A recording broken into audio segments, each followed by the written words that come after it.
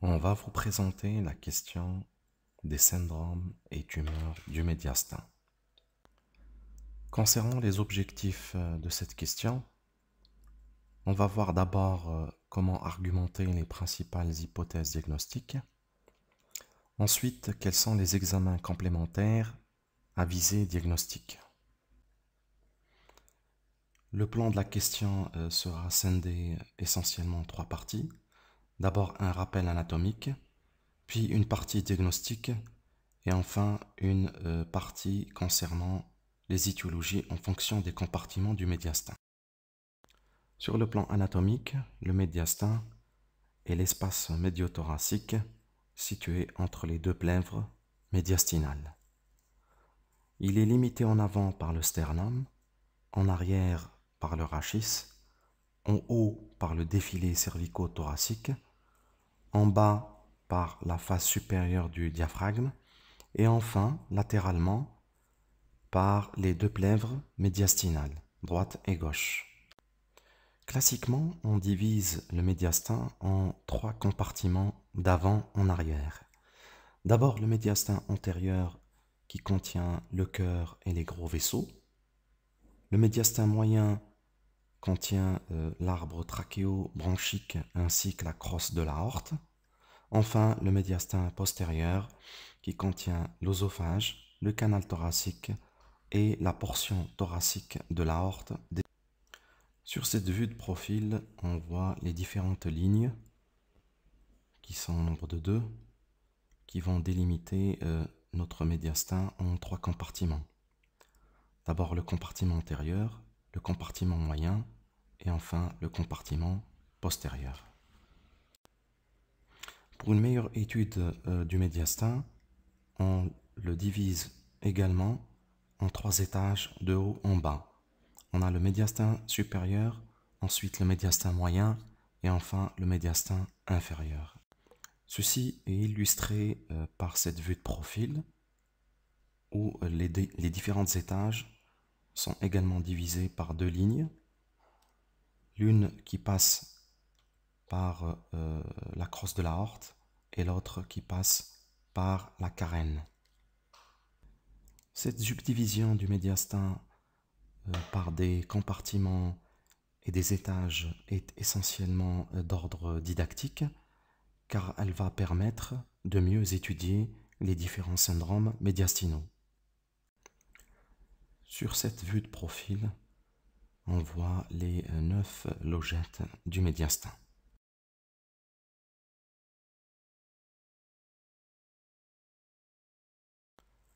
Les syndromes médiastinaux sont considérés comme l'ensemble des signes cliniques et radiologiques traduisant l'irritation ou la compression d'un des organes appartenant au médiastin ou transitant par ce dernier.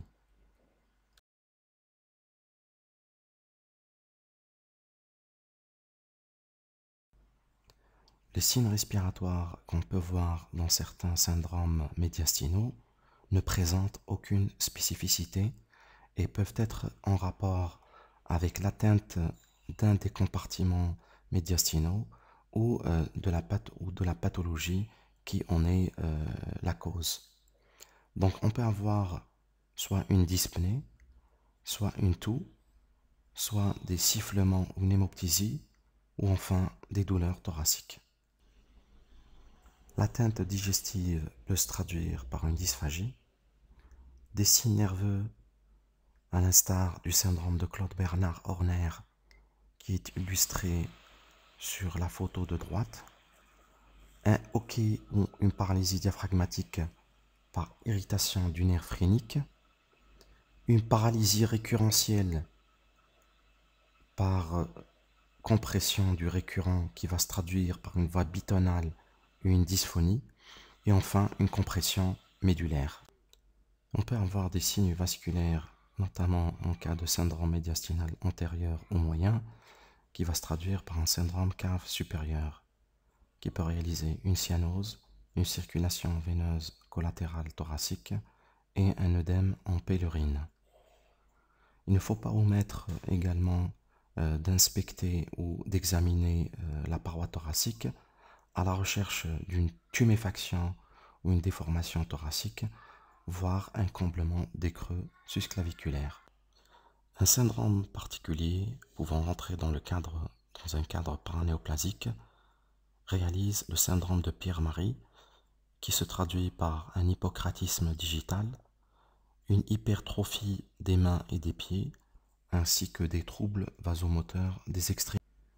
Ces photos illustrent les éléments du syndrome de Pierre-Marie, notamment l'hypocratisme digital, et sur cette radio de la main, une réaction périostale du cortex des phalanges. On va terminer cette étape clinique à la recherche de signes généraux qui peuvent être au premier plan, notamment une altération de l'état général, une fièvre ou un prurite. Ne pas omettre de rechercher des syndromes disacroméliques qui peuvent rentrer dans le cadre d'un syndrome de Pierre-Marie, mais également de rechercher des associations suggestives comme des signes évoquant une myasthénie, voire de rechercher une gynécomastie. La reconnaissance des différents symptômes va nous permettre de faire un regroupement syndromique en différents syndromes médiastinaux. On va décrire d'abord le syndrome médiastinal antérieur, qui peut se traduire par 3 ordres de signes, notamment des douleurs pré-sternales, qui peuvent traduire soit la compression du cœur, soit des gros vaisseaux. On peut avoir un syndrome cave supérieur qu'on va décrire par la suite, soit enfin des signes respiratoires qui sont dus essentiellement à la compression de l'arbre trachéobronchique qui s'exacerbe en décubitus dorsal. Cette photo illustre les différents éléments ou les différents symptômes du syndrome cave supérieur. On décrit d'abord l'œdème en pèlerine, qui se traduit par un œdème de la face, ainsi qu'un œdème comblant les creux susclaviculaires. On peut avoir une cyanose labiale, voire une cyanose inguéale, une circulation collatérale cervicale et thoracique, et enfin une turgescence des jugulaires. Ensuite, on a le syndrome médiastinal moyen, qui peut réaliser soit une compression des voies respiratoires, soit une compression du nerf récurrent. Concernant la compression des voies respiratoires, ça va se traduire cliniquement par soit une toux, une dyspnée ou une sténose bronchique qui peut réaliser un wheezing. Quant à la compression du nerf récurrent, elle peut donner un tableau fait de dysphonie et d'une voix bitonale, et elle peut être mise en évidence soit par voie endoscopique ou laryngoscopique en retrouvant une paralysie de la corde vocale gauche. Enfin, elle terminera par décrire le syndrome médiastinal postérieur, qui peut traduire soit une compression de l'œsophage, soit une compression du sympathique cervical. Concernant l'atteinte digestive, elle se traduit essentiellement par une dysphagie. Quant à l'atteinte neurologique, elle se traduit cliniquement par des douleurs radiculaires, des manifestations sympathiques de type syndrome de Claude Bernard-Horner, et en cas d'atteinte rachidienne, on peut avoir une compression médulaire.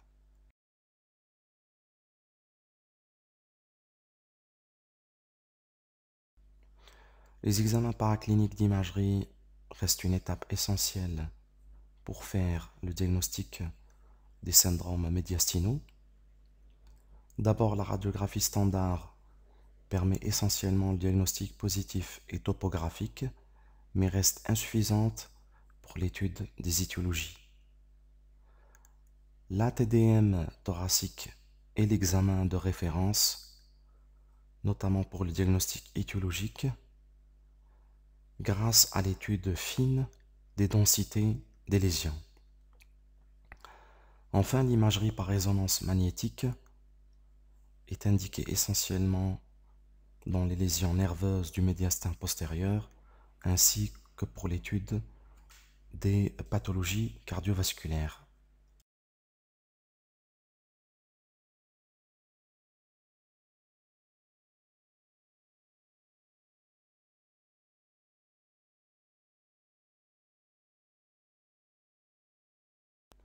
Les autres examens paracliniques pouvant être demandés dans le cadre du diagnostic étiologique des syndromes médiastinaux sont essentiellement la fibroscopie bronchique qui doit être pratiquée chaque fois qu'on a éliminé un anévrisme aortique qui en constitue une contre-indication absolue, un bilan biologique et une IDR dont le bilan essentiellement des adénopathies médiastinales, et selon le signe d'appel et ou la topographie des lésions, on peut demander un examen du tube digestif transitant par le médiastin en demandant soit une fibroscopie œsogastrodiadénale ou un transit digestif haut. On peut également faire ou demander une écho-cœur, voire une écho transthoracique, un examen ORL, une échographie et ou une scintigraphie thyroïdienne, et enfin on recherchera des marqueurs tumoraux sanguins.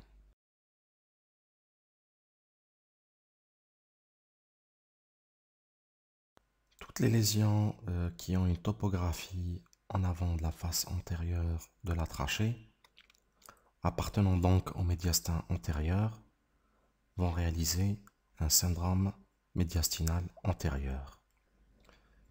On reconnaît 4 étiologies pouvant se traduire par un syndrome médiastinal antérieur, résumé sous le vocable mnémotechnique de 4T. On a toute la pathologie thyroïdienne, la pathologie thymique, tout ce qui est tératome et tumeur germinale, et enfin les lymphomes.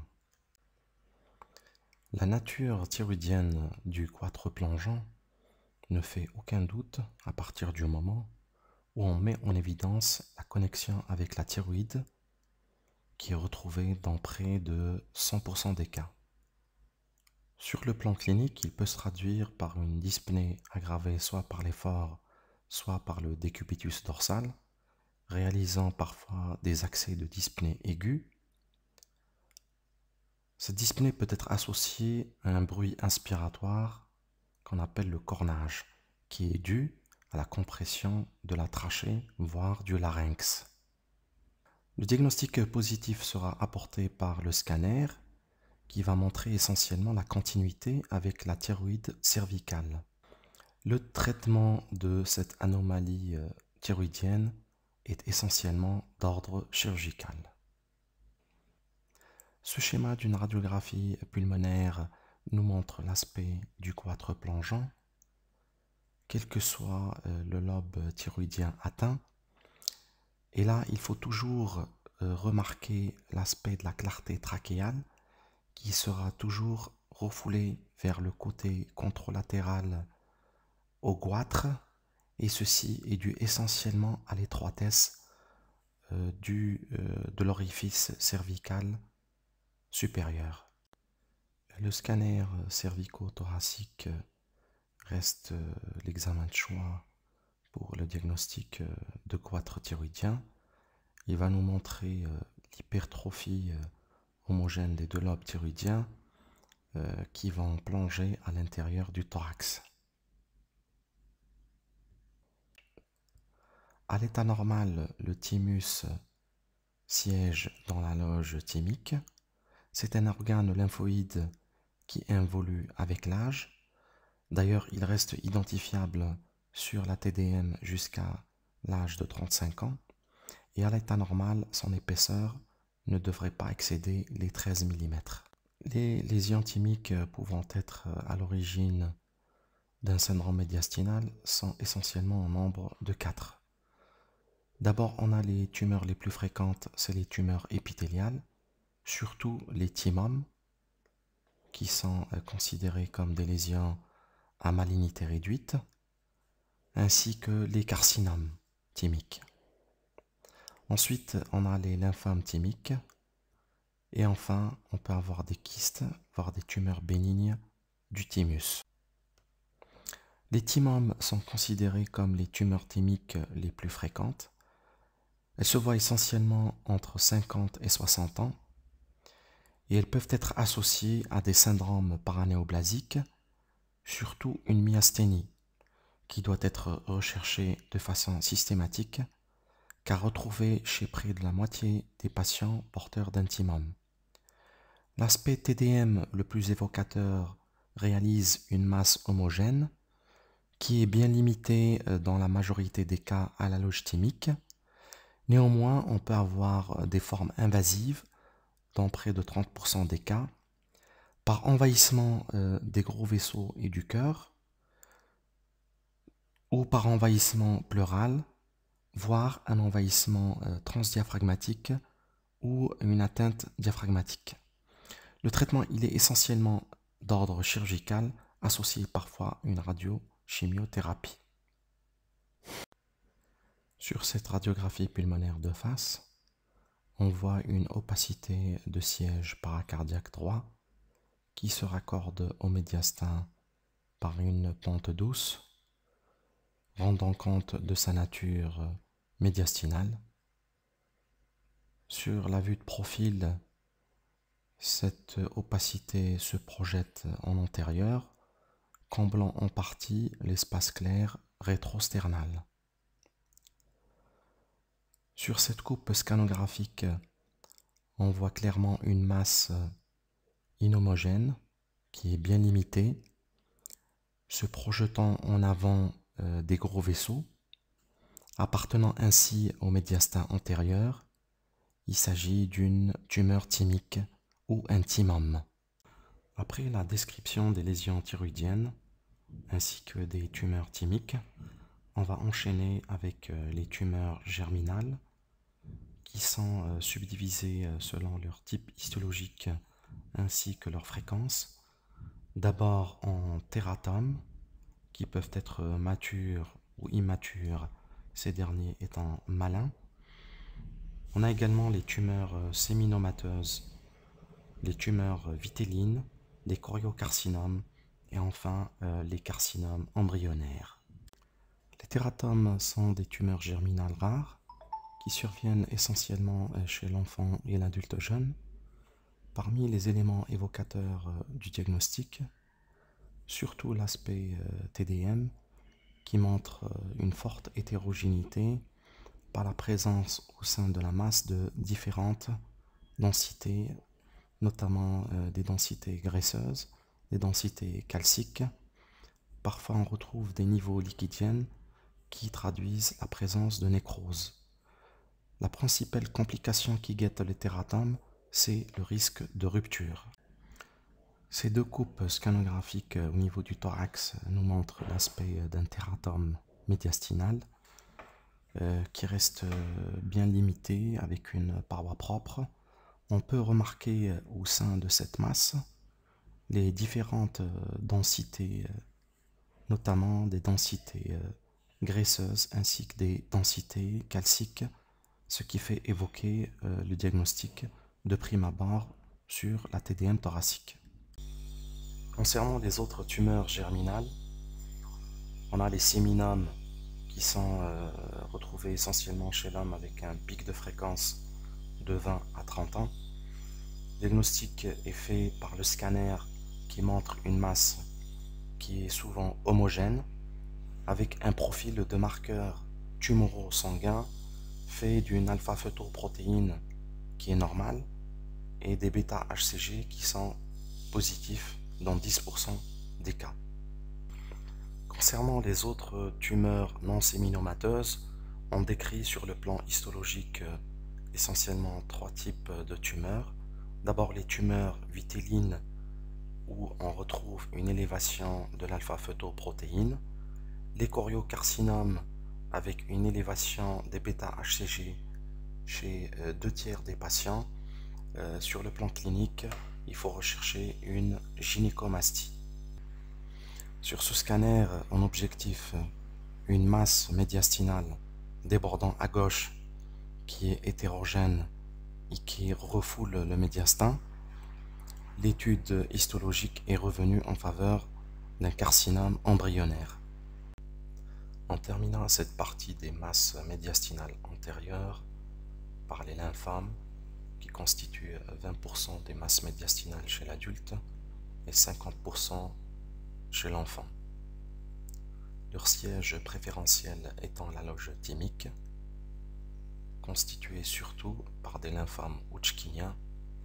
Néanmoins, d'autres formes peuvent se voir, notamment des lymphomes malins non hodgkiniens, lymphoblastiques et lymphomes diffus à grandes cellules. Sur ces coupes scanographiques en objective, une masse médiastinale antérieure dont les limites sont irrégulières, sans liseré de séparation avec les éléments du médiastin, le diagnostic histologique était en faveur d'un lymphome. On distingue essentiellement 3 lésions du médiastin antéro-inférieur qui ont la particularité de combler l'angle cardiophérénique. D'abord les kystes pleuropéricardiques qui sont des lésions assez rares. Ensuite les lipomes constituent des masses graisseuses. Enfin les hernies de la fente de l'arrêt.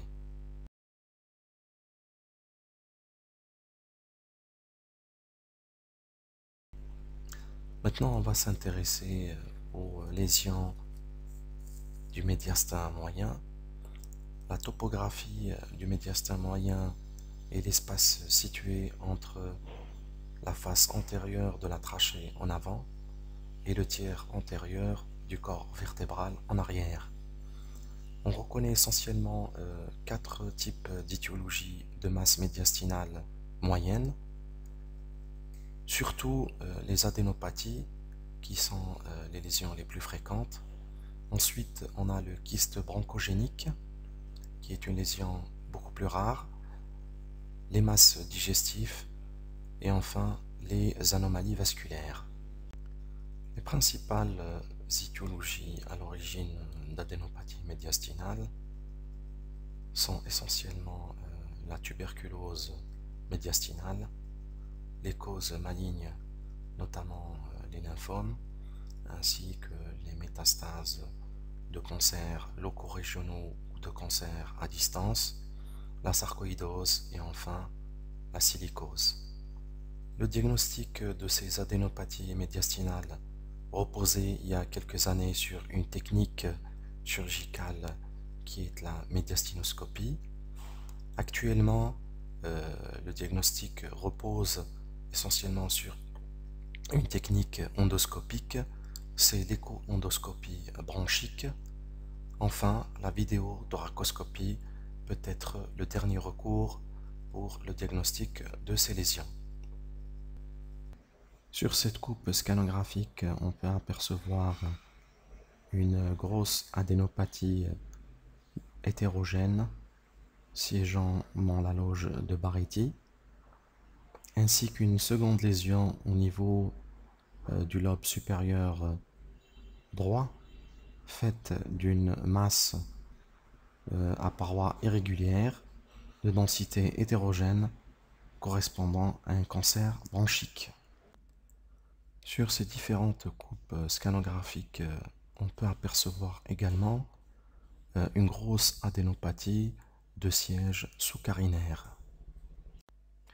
Sur cette photo est illustré un instrument chirurgical qui est le médiastinoscope, ainsi que ses différents outils de prélèvement.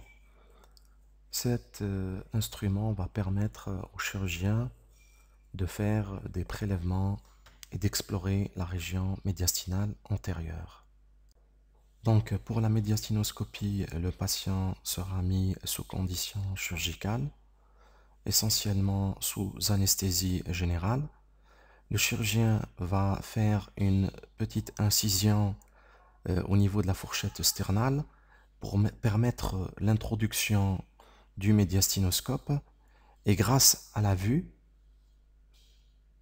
notamment au niveau de l'optique du médiastinoscope, il va progresser à l'intérieur du médiastin pour arriver au niveau des lésions cibles pour pouvoir ainsi les prélever.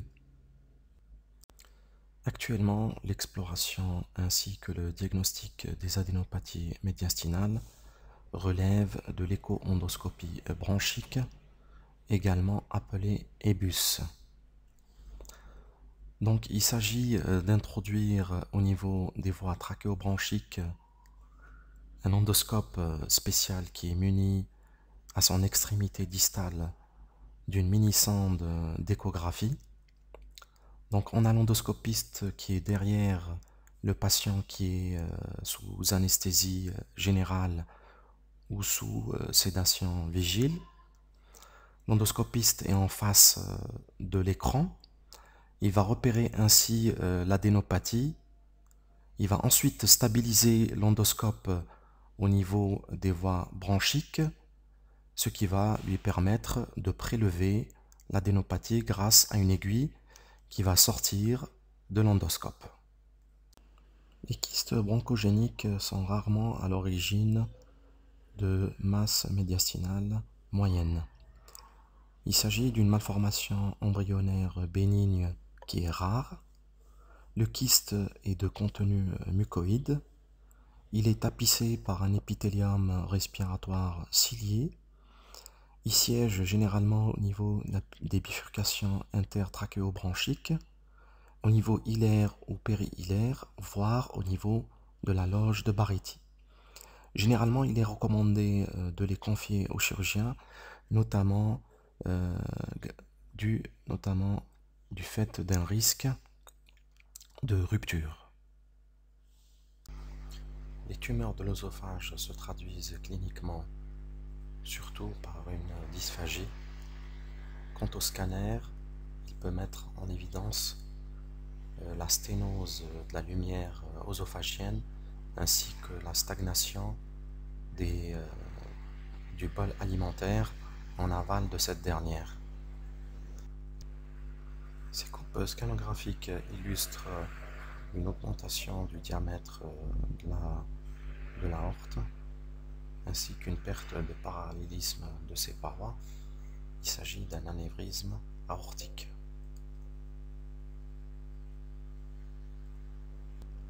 Le passage de l'estomac de la cavité abdominale dans le thorax à travers l'orifice du diaphragme réalise ce qu'on appelle une hernie hiatale. On distingue deux types de hernie hiatale, l'hernie hiatale par glissement et la hernie hiatale par roulement.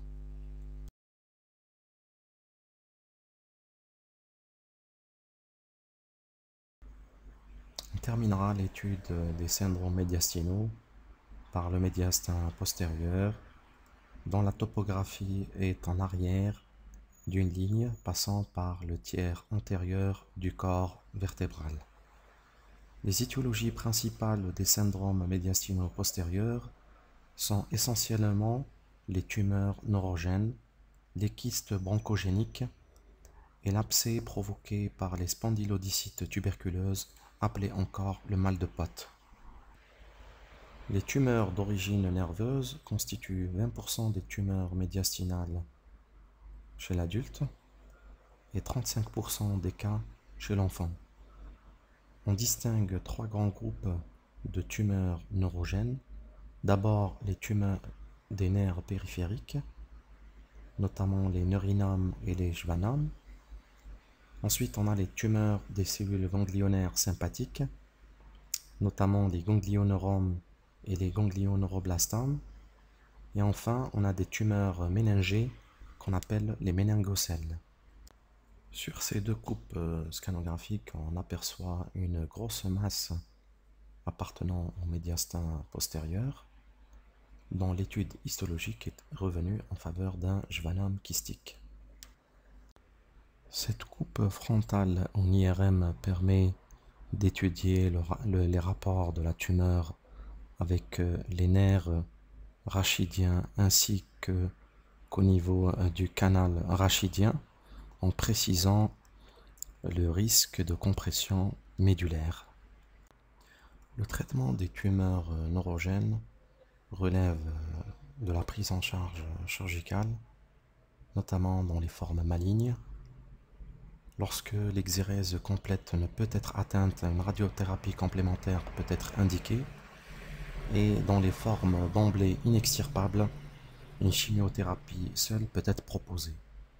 L'abcès paravertébral d'origine tuberculeuse rentrant dans le cadre du mal de Pott est une forme rare de tuberculose. Le diagnostic peut être fait par le scanner, notamment en fenêtre osseuse, qui va montrer l'atteinte disco-vertébrale caractéristique de cette pathologie. En résumé, le scanner thoracique reste la clé de voûte du diagnostic des tumeurs et des syndromes médiastinaux. Il permet une orientation en fonction de la topographie de la lésion dans les différents compartiments du médiastin, ainsi qu'une orientation en fonction de la densité de ces tumeurs. Enfin, il faut savoir qu'un patient sur 3 va présenter une étiologie maligne, d'où le mauvais pronostic de cette pathologie. On arrive au terme de ce cours. Je vous remercie pour votre attention.